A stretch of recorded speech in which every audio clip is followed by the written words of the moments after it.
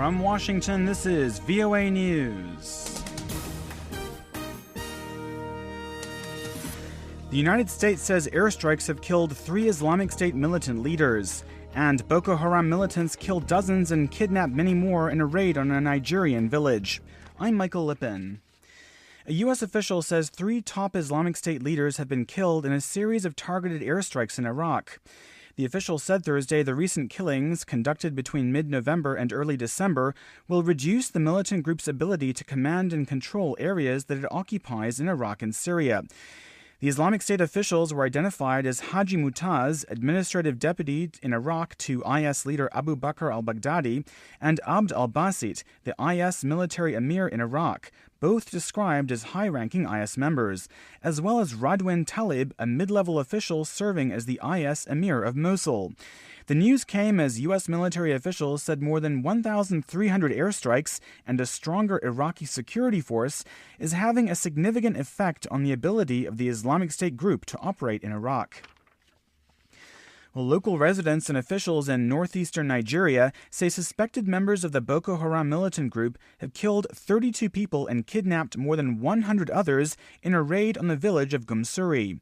The attack took place Sunday, according to residents who fled to the city of Maiduguri. News of the attack took several days to emerge because of the area's mobile phone network was damaged in earlier attacks. Gumsuri is near the village of Chibok, where Boko Haram kidnapped more than 200 girls from a school in April.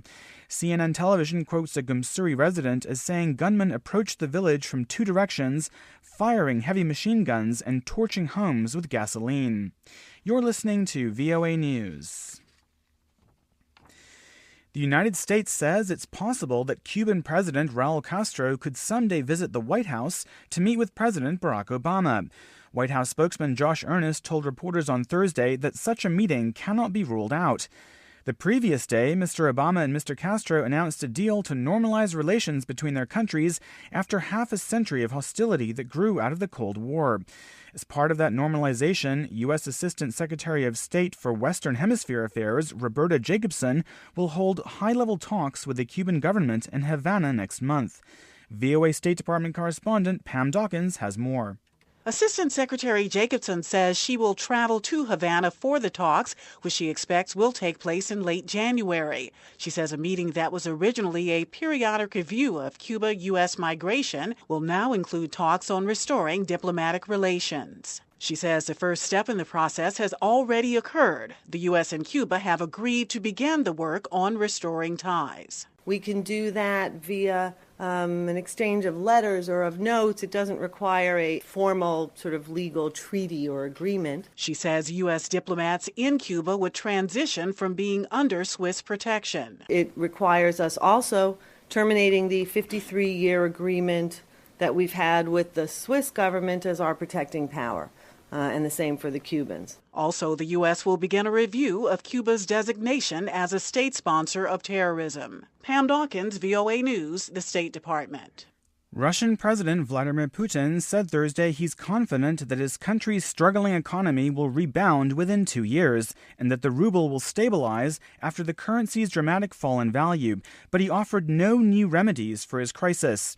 At a 3-hour end-of-year news conference, Mr. Putin said central bank and economic officials are making suitable and correct decisions to stabilize the value of the Russian currency, even as the country's economy heads toward a projected recession next year. He predicted better times ahead for Russia, even if world oil prices remain low or fall further, cutting deeper into revenues from Moscow's key export. And the White House says U.S. officials are treating a cyber attack on Sony Pictures as a serious national security matter and that President Obama's National Security Council is considering a proportionate response. White House spokesman Josh Earnest said Thursday, evidence shows the attack against Sony Pictures was carried out by a sophisticated actor. But Earnest declined to blame North Korea, saying the investigation is still progressing. The massive breach at Sony has resulted in the leak of tens of thousands of documents and escalated into threats of terrorist attacks over the film The Interview, which is about a fictional plot to assassinate North Korean leader Kim Jong-un. I'm Michael Lipin in Washington. That's the latest world news from VOA.